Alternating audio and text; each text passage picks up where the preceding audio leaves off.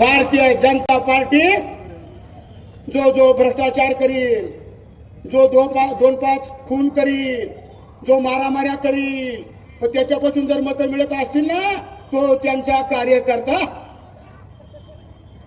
कितीही भ्रष्टाचार करा, त्यांच्याकडे मशीन आहे, त्याच्यात टाकला तर क्लिअर.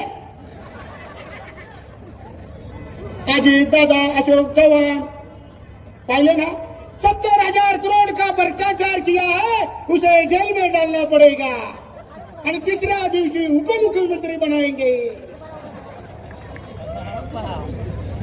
बघा भाजप, काल पाहिलं ना राड्या, पैसे, तलवारी, चॉपर, रिव्हॉल्वर,